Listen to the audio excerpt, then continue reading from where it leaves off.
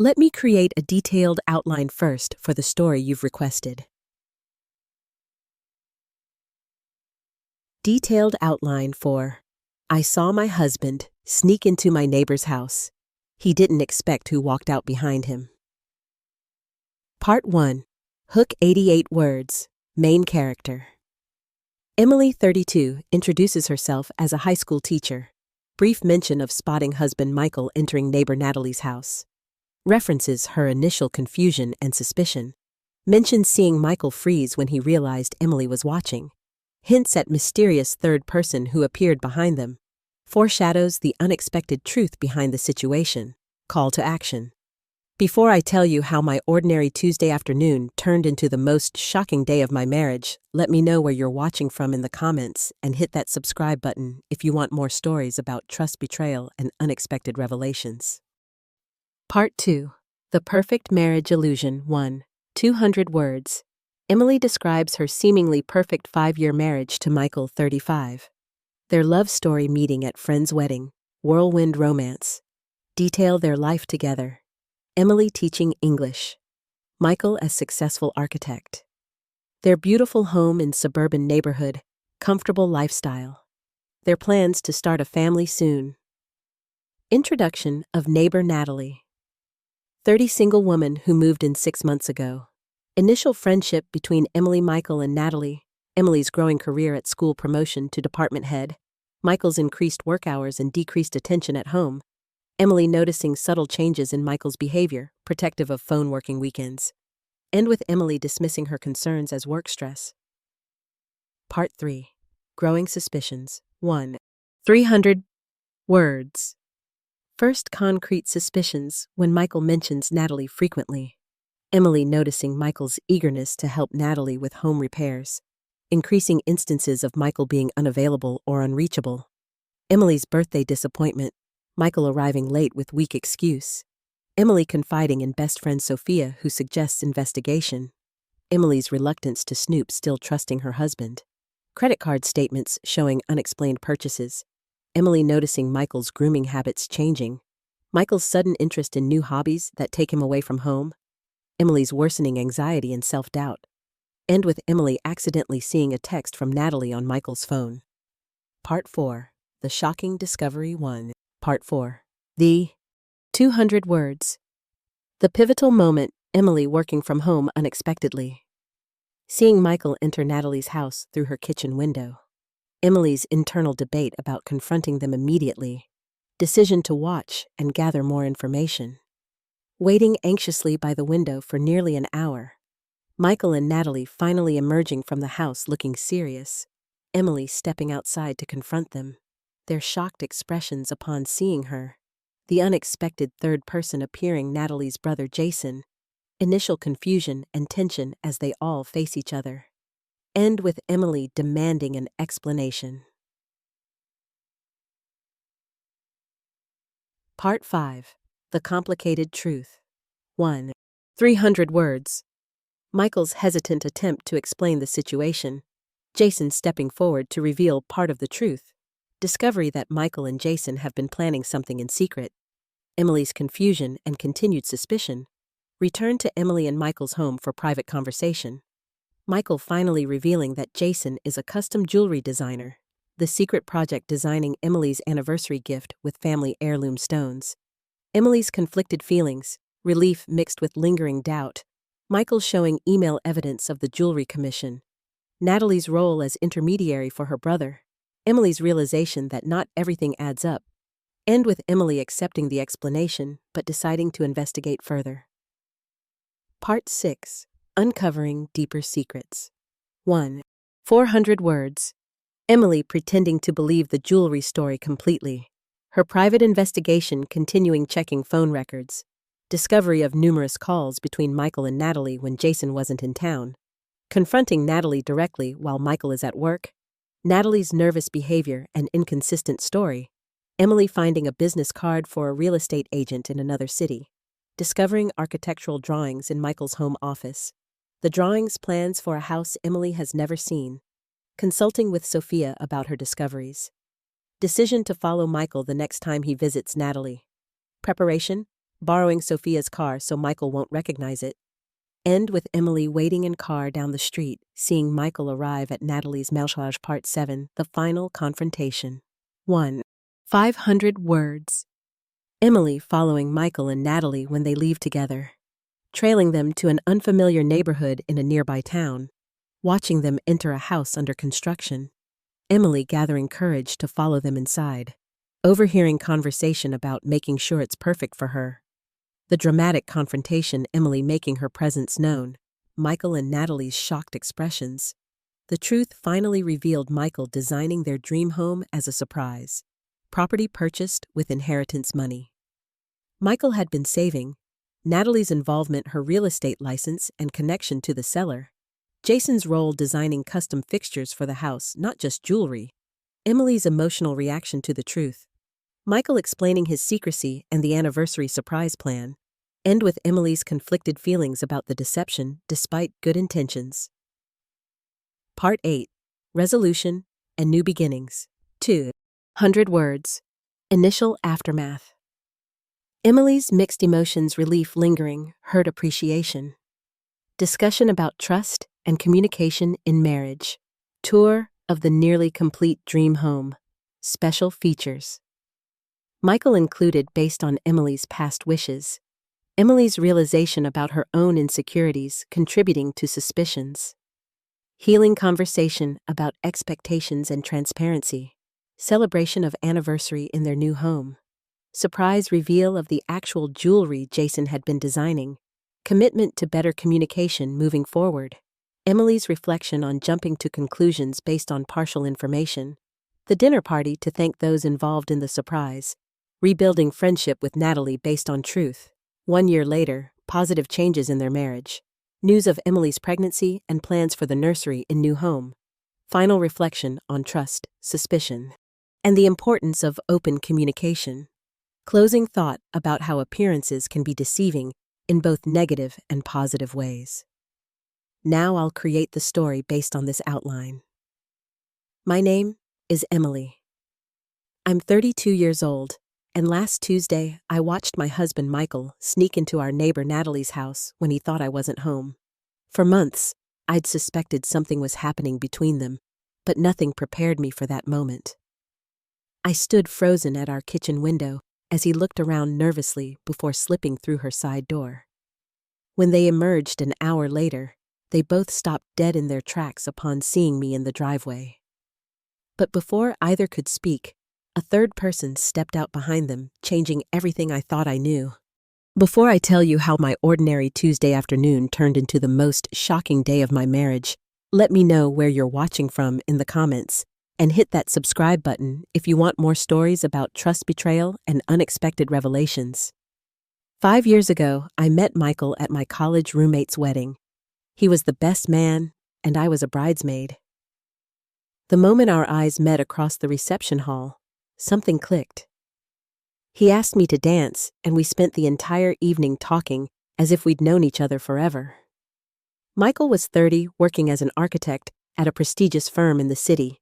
Confident, but not arrogant, funny, without trying too hard. By the end of the night, I knew he was special. Our relationship progressed quickly after that. Within 6 months, we were living together, and a year later, he proposed during a weekend trip to Lake Tahoe.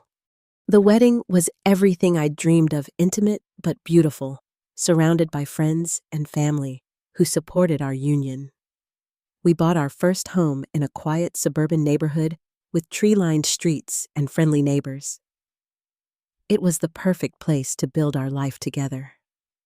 The first 4 years of our marriage were blissful. Michael's career flourished, and he became a partner at his firm designing innovative commercial spaces that won several industry awards.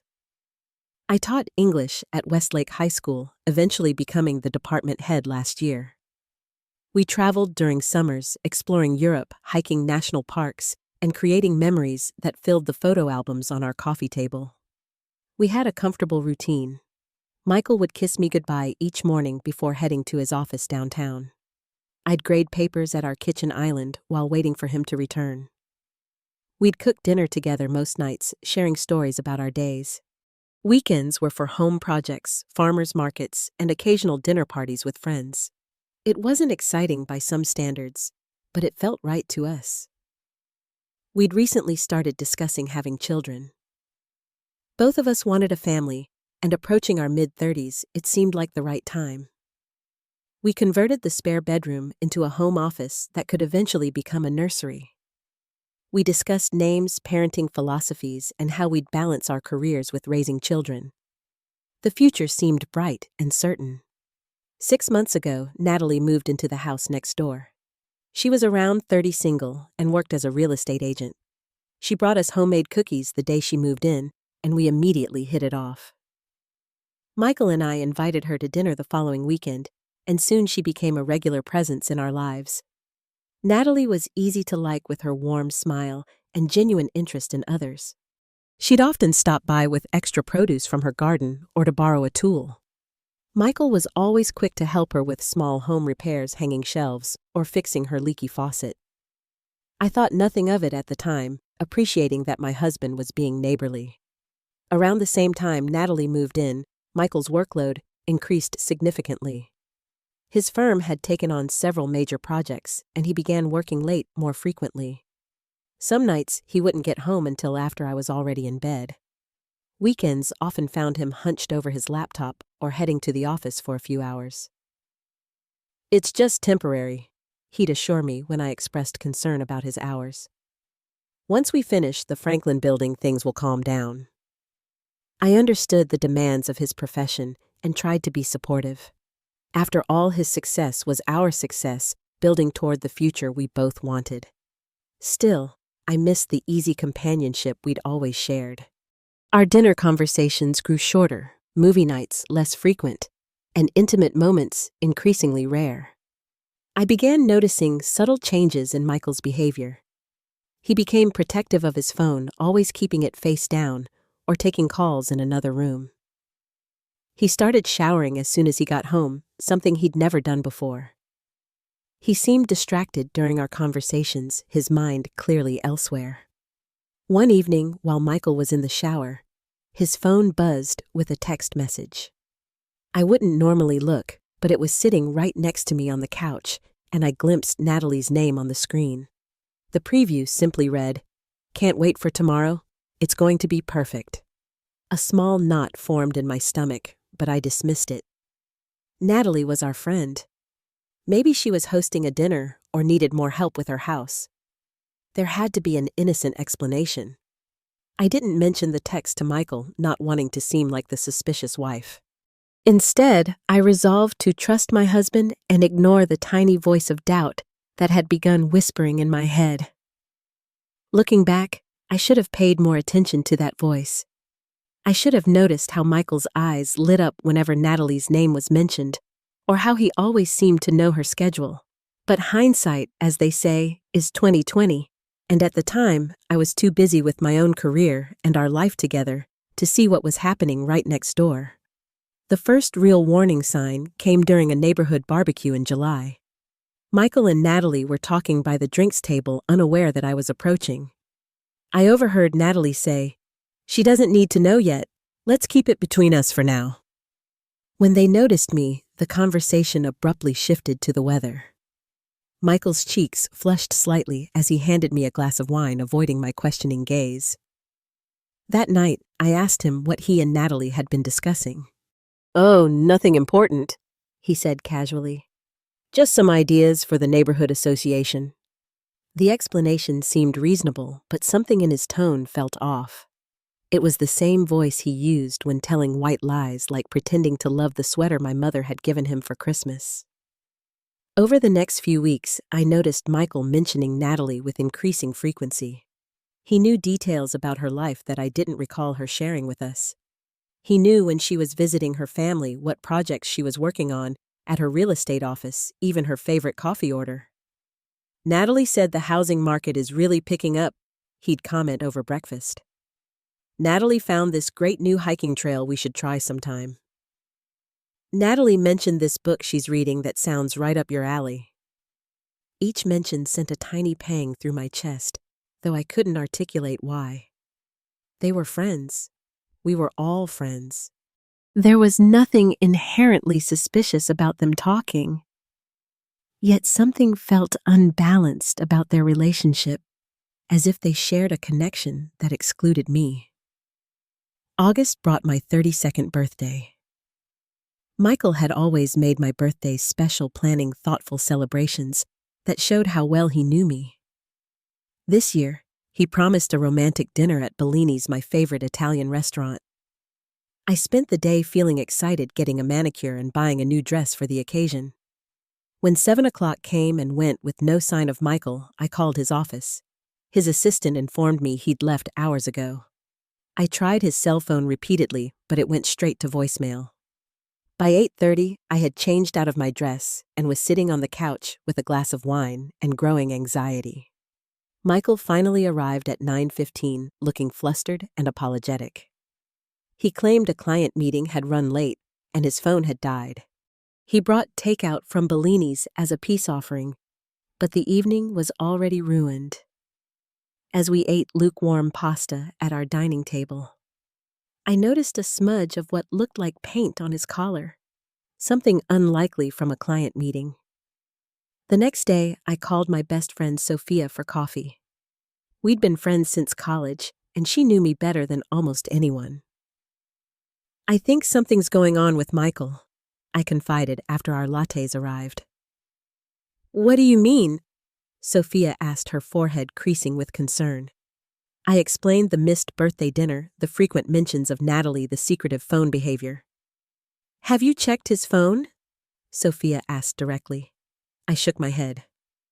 "I can't do that. We've always trusted each other. If I start snooping, what does that say about our marriage?" "It says you're paying attention," Sophia replied. "Trust is earned, Emily, and it sounds like he's giving you reasons to doubt." I didn't take her advice immediately. The thought of violating Michael's privacy felt wrong, even with my growing suspicions. Instead, I tried to reconnect with him. I suggested weekend getaways, date nights, even joining him for lunch near his office. Somehow, something always came up to prevent our plans. Late one night, while Michael was sleeping, curiosity and fear finally overcame my principles. I carefully checked his phone, heart pounding so loudly I was afraid it would wake him. What I found was both confusing and concerning.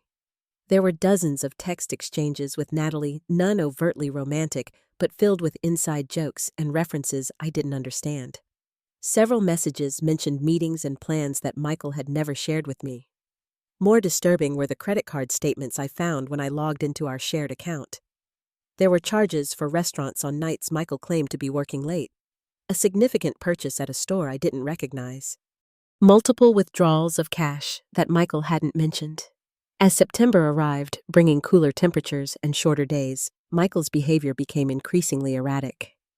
He started taking weekend work trips that he was vague about. He joined a Saturday morning running group that somehow never seemed to include any of his usual friends.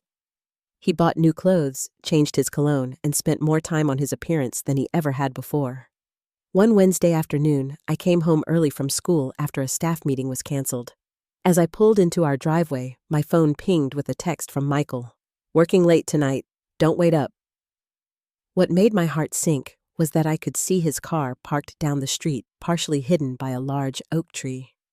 I sat in my car, trying to process what this might mean, when I saw movement at Natalie's house. Through her kitchen window, I could see her moving around, seemingly preparing something. A moment later, my husband walked up her driveway, looking cautiously around the neighborhood, before slipping through her side door. In that moment, all my suspicions crystallized into a horrible certainty. My husband was having an affair with our neighbor. I sat in my car for several minutes, unable to move, watching Natalie's house through a blur of tears. My hands trembled on the steering wheel as I tried to process what I had just witnessed. Michael. My husband of 5 years, the man I trusted completely, was inside our neighbor's house after explicitly telling me he would be working late. 1,000 thoughts raced through my mind. How long had this been going on? Was it a recent development, or had they been sneaking around since she moved in? Had our entire friendship with Natalie been built on a lie? Was our marriage over? I considered driving away, giving myself time to think before confronting them. I thought about calling Sophia for advice, or even my mother. But a strange calm suddenly washed over me. No, I decided. I needed to face this head-on. I deserved answers. I got out of my car and walked quietly up our driveway.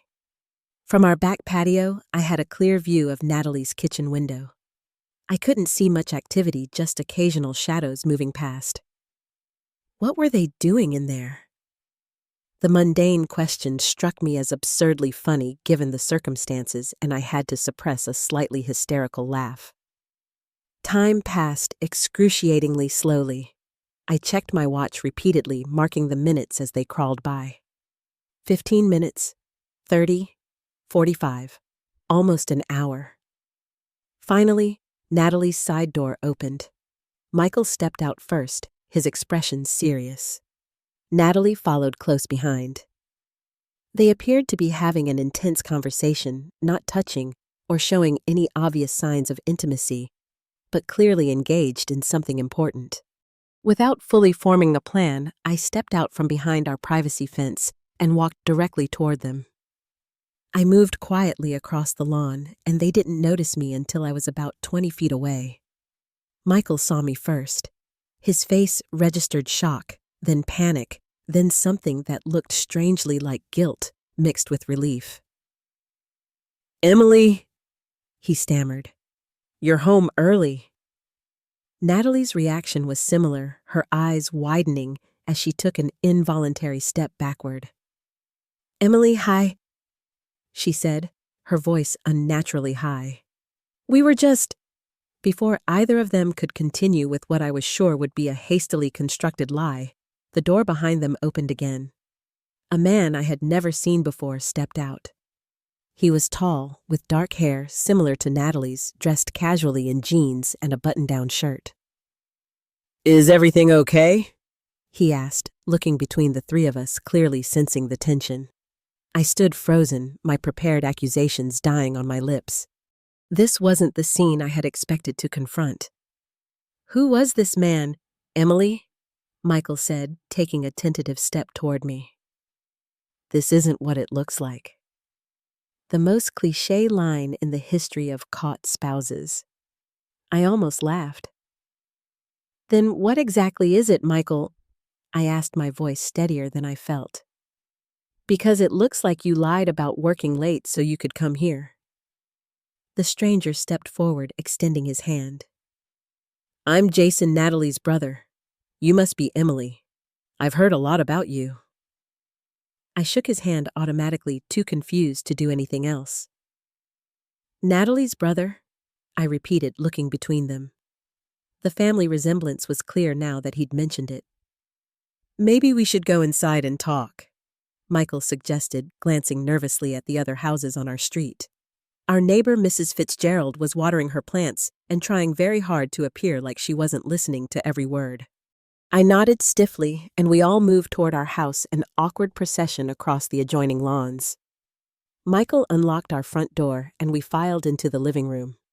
No one sat down.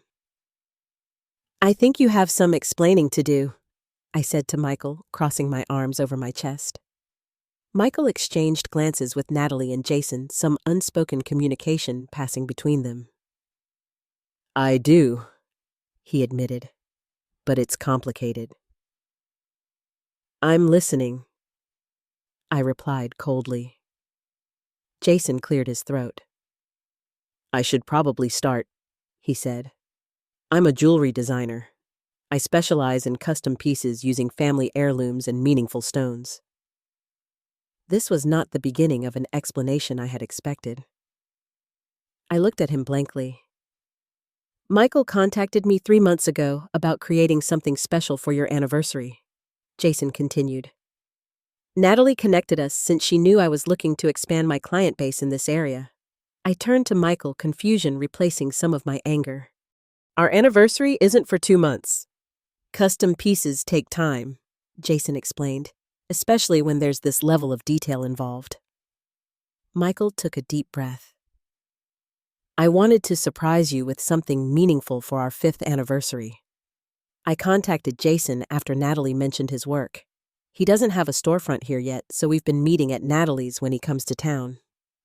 The explanation was plausible, but something still felt off. If this was all about an anniversary gift, why the secrecy? Why the lies about working late? And why did they look so guilty when they saw me? Show me, I said simply. Michael hesitated.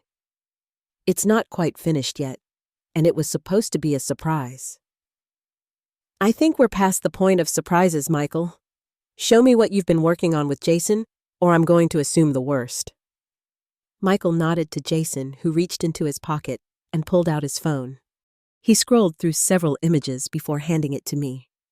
On the screen was a beautiful pendant design, an intricate setting that would hold multiple stones.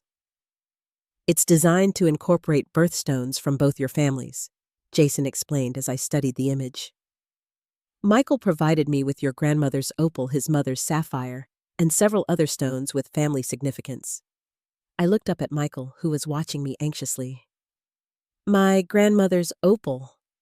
How did you get that? It's in my jewelry box. I borrowed it temporarily so Jason could measure it for the setting, Michael admitted. I was going to return it today. That's partly why we were meeting. The explanation made sense, but something still wasn't adding up. The secretive texts, the unexplained charges, the furtive behavior. A custom anniversary gift didn't seem to account for all of it. I appreciate the thought behind this, I said carefully. But I don't understand why it required so much secrecy and deception. You've been acting strange for months, Michael. Not just the occasional odd behavior you'd expect from someone planning a surprise. Michael looked at Natalie, who nodded slightly. There's more to it, he admitted. But I think we should discuss that part privately. Jason seemed to sense the tension. I should get going, he said. I have another client meeting this evening. He handed Michael a small velvet pouch. Here are the stones. I'll email you the revised design based on our discussion today. After brief, awkward goodbyes, Natalie and Jason left, leaving Michael and me standing in our living room with an ocean of unspoken words between us. What else haven't you told me? I asked once the door closed behind them. Michael sank onto the couch, suddenly looking exhausted.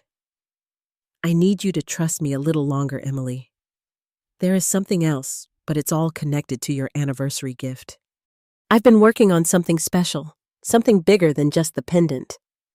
I sat across from him in the armchair, maintaining physical distance. After what I saw today, trust is in short supply, Michael. I need more than vague assurances. He reached for his laptop on the coffee table and opened it. After typing in his password, he turned it toward me. On the screen was an email confirmation for a custom jewelry commission dated 3 months earlier with a substantial deposit amount listed. This is real, he said simply. Jason is really designing a special piece for our anniversary. Natalie really is just helping because he's her brother. The pendant is just part of a larger surprise that I've been planning for months. I studied the email, the date, the details. It appeared legitimate. Relief began to seep into my consciousness, though not completely. And the late nights, the weekend trips, the cash withdrawals? Michael ran a hand through his hair. All related to the bigger surprise. I promise you'll understand everything soon. Can you trust me until our anniversary? Just 6 more weeks. I wanted to believe him. The evidence of the jewelry commission was compelling, and Natalie's brother's presence offered a logical explanation for today's meeting. Yet I couldn't shake the feeling that I wasn't getting the full story. I need time to think, I said finally. This has been a lot to process. Michael nodded, looking both relieved and anxious. Take all the time you need. I know this looks bad, but I promise everything I've done has been for us, for our future. As I went upstairs to take a shower and clear my head, I tried to convince myself that my suspicions had been misplaced, but the nagging doubts remained whispering that there was more to discover about my husband's secret activities. That night, Michael and I maintained a careful distance from each other. We went through the motions of our evening routine, cooking dinner and watching TV, but the conversation was stilted and artificial. Michael kept giving me hopeful glances, clearly wanting me to accept his explanation and move forward. I wasn't ready to do that yet. After he fell asleep, I lay awake staring at the ceiling, replaying the day's events in my mind. The jewelry story explained today's meeting with Natalie and her brother, but it didn't account for months of suspicious behavior. A single anniversary gift, however thoughtful, didn't justify the pattern of secrecy I had observed. The next morning, I called in sick to school, something I rarely did. I needed time alone to think and investigate. After Michael left for work, kissing me goodbye with nervous tenderness, I began a systematic search of our home. I didn't know exactly what I was looking for, but I needed something to either confirm Michael's story or reveal the truth he was hiding. In his home office, I checked his desk drawers, file cabinet, and bookshelf.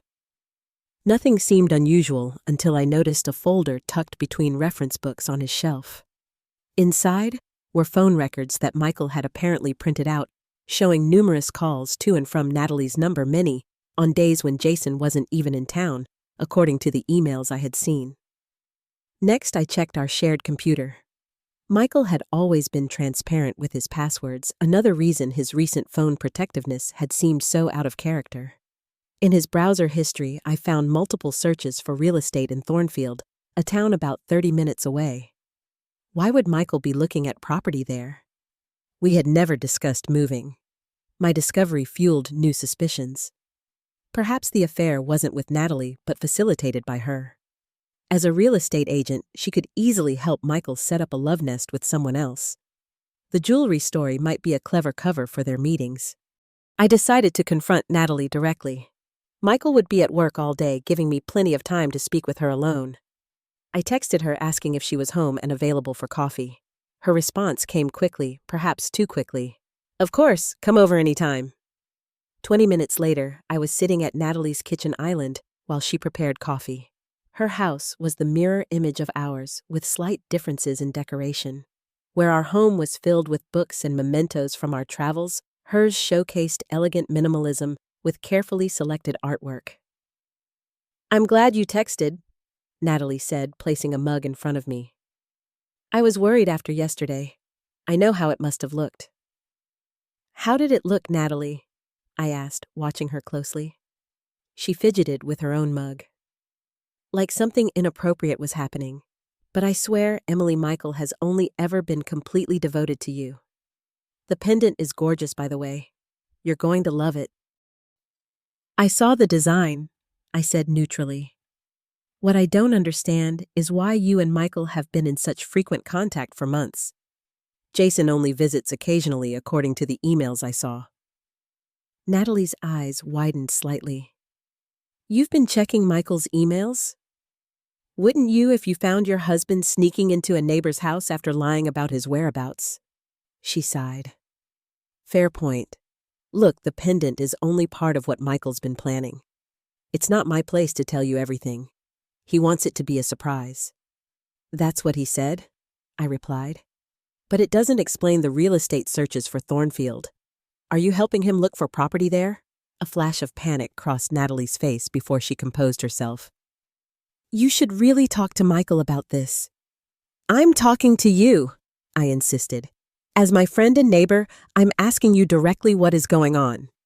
Natalie stood up and walked to her purse on the counter.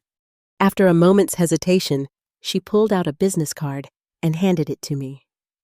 It was her own real estate card, but on the back was a handwritten address in Thornfield and a date for next week. "Michael asked me not to say anything," she said quietly. "But I don't want to come between you two. He's been working with me professionally, not personally. That's why we've had so many calls and meetings." I stared at the card, more confused than ever. "Working with you, how?" "I can't say more," Natalie replied firmly. "Please just talk to your husband. This isn't what you think, but it's not my secret to tell." I left Natalie's house with more questions than answers. The business card seemed to confirm that Michael was indeed looking at property in Thornfield. But why? We had never discussed moving, and I loved our current home and its proximity to my school. Back at our house, I decided to check Michael's home office more thoroughly. Behind his drafting table, I found a cardboard tube containing rolled-up architectural drawings. As an architect, Michael always had various plans and designs around, but these weren't labeled with his firm's logo. I carefully unrolled the drawings on his desk. They showed detailed plans for a house, a beautiful 2-story design with a wraparound porch and large windows. The style wasn't Michael's usual modern aesthetic, but something more traditional, closer to what I had always admired in home design magazines. As I studied the plans more closely, I noticed details that made my heart race. The master bathroom had a freestanding tub by a window, something I had always wanted. The kitchen featured a large island with built-in bookshelves perfect for cookbooks. There was a dedicated library space with window seats, another dream feature I had mentioned over the years. This house seemed designed specifically for my tastes, incorporating elements I had pointed out in magazines or admired during our travels. But why would Michael be designing a house without telling me? And why in Thornfield, a town we had no connection to? I took photos of the plans before carefully rolling them back into the tube and returning it to its hiding place. Then I called Sophia, needing a sounding board for my conflicting thoughts. He's designing a house in your style in a town 30 minutes away and working with your neighbor who's a real estate agent, Sophia summarized after I explained everything. And there's a mystery jewelry piece being designed by the neighbor's brother. Yes, I confirmed. What do you make of it? Well, it could be an elaborate anniversary surprise. A dream house is a pretty amazing gift, Sophia said thoughtfully. But it doesn't make sense to buy a house without consulting your spouse. I finished for her. We're not independently wealthy. This would be a major financial decision. Unless he's not buying it for you, Sophia said gently. Could he be planning to leave and setting up a new life? Maybe the jewelry is a parting gift. The suggestion hit me like a physical blow. I hadn't considered that possibility. Could Michael be planning to end our marriage? The house plans incorporated my preferences, but perhaps they were for someone else who shared my taste. The thought was too painful to contemplate. I need to know for sure, I said finally. No more partial explanations or waiting for the anniversary. I need the truth. Then get it, Sophia said simply. Follow him the next time he goes to Natalie's or this mystery address in Thornfield. See what he's really doing. That evening, I was distant with Michael, my mind too full of conflicting theories to maintain our usual connection. He noticed, of course, looking at me with concern over dinner. Are you still upset about yesterday? He asked cautiously. I'm confused. I answered honestly. I feel like I don't know what's really happening in our marriage right now. Michael reached across the table for my hand. I know this is hard. Just a few more weeks and everything will make sense. I promise. I nodded non-committally, already planning my next move. The address on Natalie's card was for an appointment next Tuesday at 2 o'clock. I would take another sick day and follow them, finally getting the answers I needed one way or another. Tuesday arrived with gray skies and a slight drizzle matching my apprehensive mood. I had told the school I had a doctor's appointment, ensuring I would have the afternoon free. Michael left for work that morning with no indication that today was different from any other day, kissing me goodbye and reminding me that he had a client dinner that evening. Another lie, I thought, as I watched him drive away. According to Natalie's card, he would be meeting her at the Thornfield address at 2 o'clock. I had arranged to borrow Sophia's car, a blue Honda, that Michael wouldn't recognize. She dropped it off at noon, giving me a supportive hug before leaving in an Uber. Text me updates, she instructed, and be careful. Whatever you discover today, remember that you deserve the complete truth. I positioned Sophia's car down the street where I could see both our house and Natalie's. At 1:30, Natalie emerged from her house carrying a portfolio case and a measuring tape. She got into her white SUV with her real estate company's logo on the side and drove away. 20 minutes later, Michael's car pulled into our driveway. This surprised me. I had expected him to meet Natalie directly at the Thornfield address, not to come home first. I ducked down in Sophia's car as Michael entered our house, then emerged 10 minutes later with a large envelope and what looked like samples of some kind. I followed at a safe distance as Michael drove through town and onto the highway heading toward Thornfield. My hands were sweaty on the steering wheel, my heart pounding with anticipation and dread. Today, I would finally learn what my husband had been hiding. Thornfield was a charming small town with a historic downtown and tree-lined residential streets. Michael's car turned off the main road onto a winding lane that led to a newer development area. I maintained my distance, careful not to be spotted. He eventually pulled up in front of a construction site where Natalie's SUV was already parked. The structure was a partially completed house, the framework finished, and walls going up. Even in its unfinished state, I recognized it from the architectural drawings I had found. This was the house Michael had designed. I parked Sophia's car around the corner and approached on foot, staying hidden behind other houses and trees. Michael and Natalie were standing in what would be the front yard, looking at papers and gesturing toward different parts of the structure. There was no sign of any other woman, no evidence of a romantic rendezvous. After a few minutes, they were joined by a man in a construction hat who appeared to be the contractor. The three of them entered the unfinished house together. I crept closer, moving from tree to tree, until I reached the edge of the property. From there, I could see through the open spaces where windows would eventually be installed. I watched as Michael enthusiastically showed the contractor something from the envelope he had brought. Natalie was taking measurements of a space near what looked like it would be the kitchen. There was nothing intimate or suspicious about their behavior. They were clearly engaged in a professional collaboration. My confusion deepened. If Michael wasn't having an affair, what was this house for? Why all the secrecy? I needed to get closer to hear what they were saying. I circled around to the back of the property where there appeared to be less activity. A tarp covered stacks of building materials, providing potential cover. I moved quietly, thankful for the soft ground dampened by the earlier rain that muffled my footsteps. As I approached the back of the house, I could hear voices drifting through the open structure. "We need to make sure it's perfect for her," Michael was saying. "The kitchen especially. Emily has always wanted an island with built-in bookshelves for her cookbooks." My name. He had said my name. This house was for me. "The custom cabinets will be ready next week," the contractor replied. "And the special windows for the library are scheduled for delivery on Monday." "Perfect," Michael responded. "We're still on track for completion before the anniversary." "Barring any weather delays, yes," the contractor confirmed. "It'll be cutting it close, but we should make it." "And the paperwork?" Michael asked, turning to Natalie. "Everything's in order." "All set," she assured him. "The closing is scheduled for next Thursday. After that, the house is officially yours. Well, yours and Emily's." I stood frozen, trying to process what I was hearing. Michael wasn't leaving me or having an affair.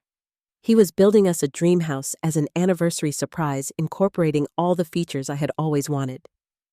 In my shock, I stepped backward and knocked over a bucket, creating a loud clatter. The voices inside stopped abruptly. "What was that?" I heard Natalie ask. Footsteps approached the back of the house. It was too late to run. I stood my ground, preparing to face my husband and explain my presence. Michael appeared in what would eventually be the back door frame. His expression shifted from concern to shock when he saw me standing there. "Emily," he gasped. "What are you doing here?" Natalie and the contractor appeared behind him, both looking equally surprised. "I followed you," I admitted, my voice shaking slightly. I didn't know what to think anymore. I knew you were hiding something." Michael's face fell. He stepped through the doorframe and approached me slowly. You weren't supposed to find out like this. It was going to be a surprise. The house, the pendant, everything. You're building us a house? I asked, still needing to hear him confirm what I had overheard. Michael nodded, taking my hands in his. My grandfather left me an inheritance earlier this year. I didn't tell you right away, because I wanted to do something special with it, something meaningful for our future. When this property became available in Thornfield, it seemed perfect.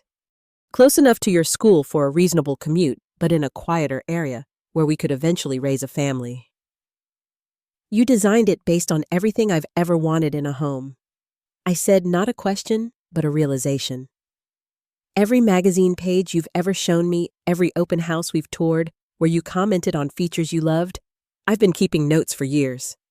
Michael looked at me anxiously. Are you angry? I felt tears welling in my eyes. I thought you were having an affair. I convinced myself you were leaving me. Michael pulled me into a tight embrace. Never, he whispered fiercely.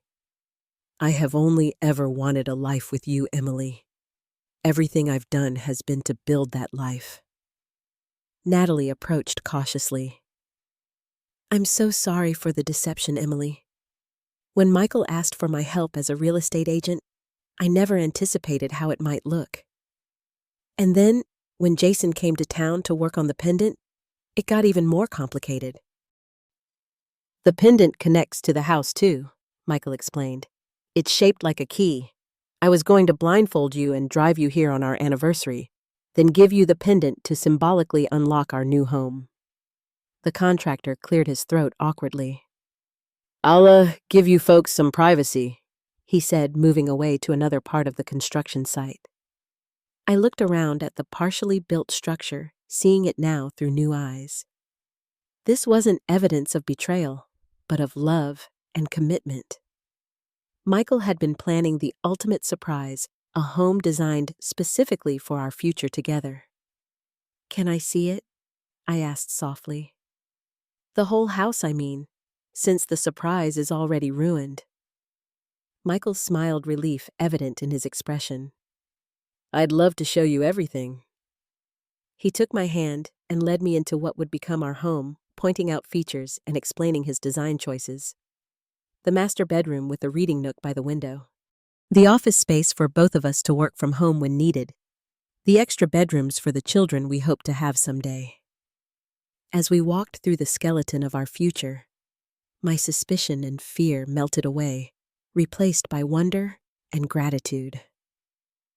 My husband hadn't been pulling away from me. He had been working to create something extraordinary for us. What do you think?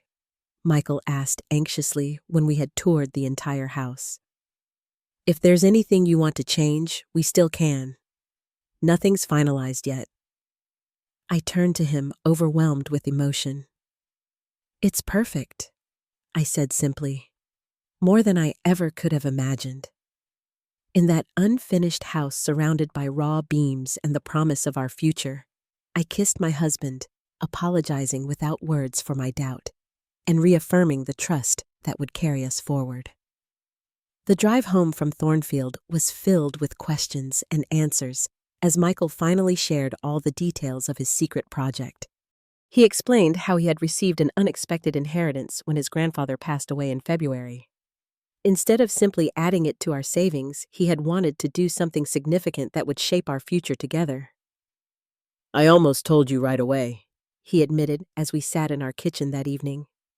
But then I remembered how you always said you wished we could have a house with more character somewhere quieter, but still close to your school. So you started looking for property?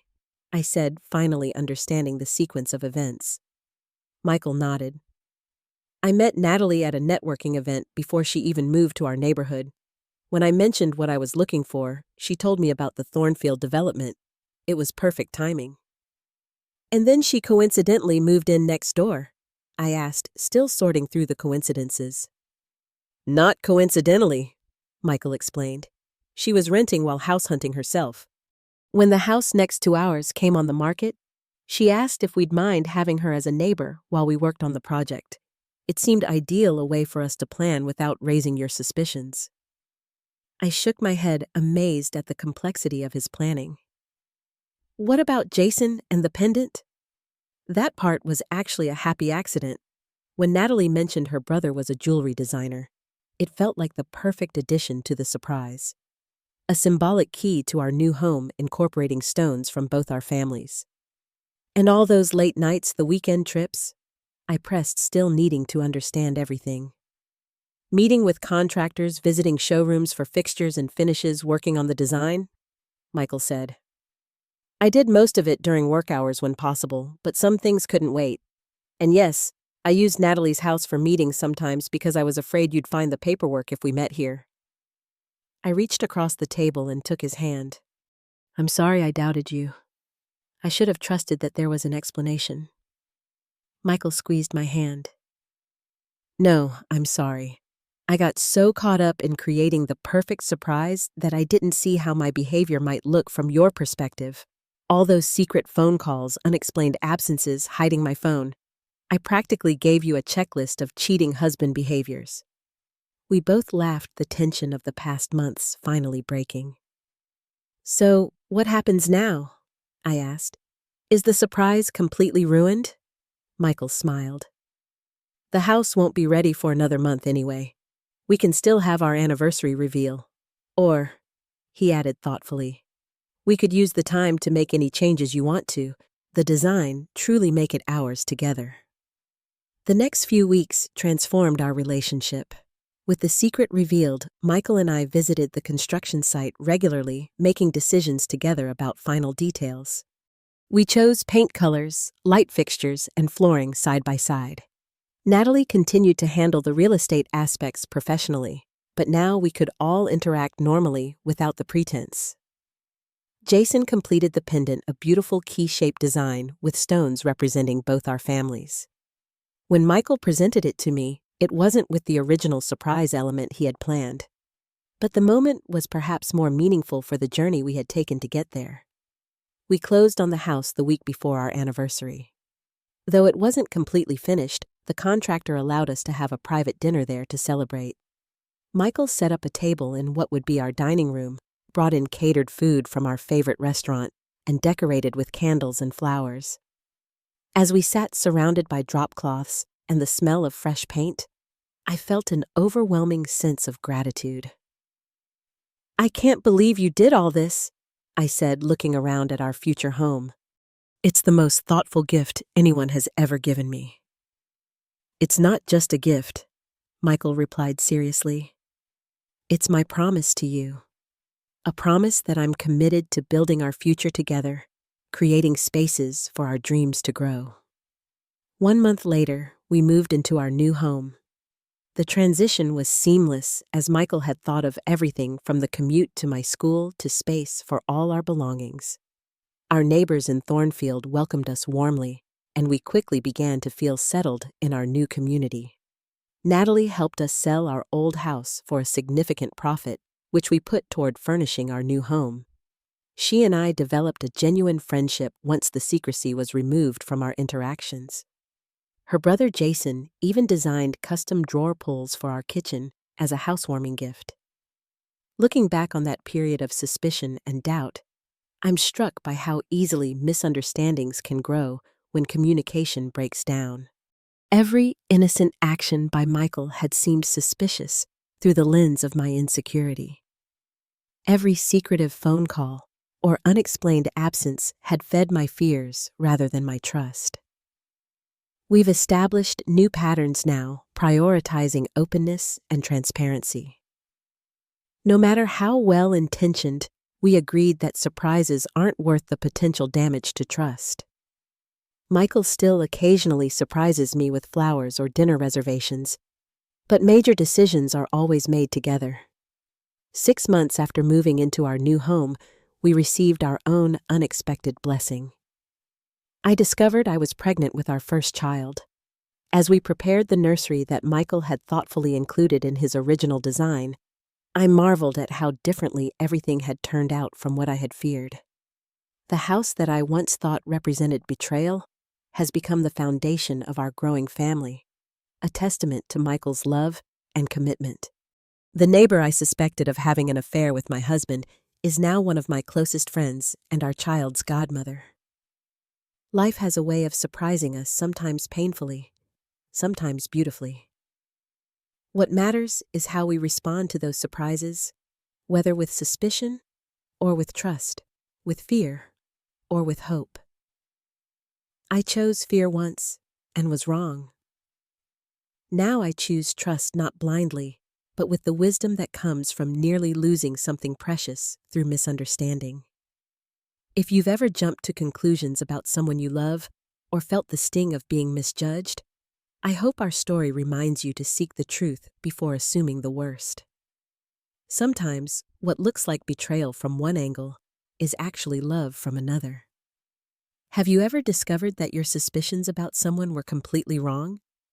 Share your experience in the comments below. And if you enjoyed this story of misunderstanding and redemption, please like, subscribe, and share it with someone who might need to hear it. Thank you for listening, and remember that sometimes the most beautiful surprises come after the most difficult moments of doubt.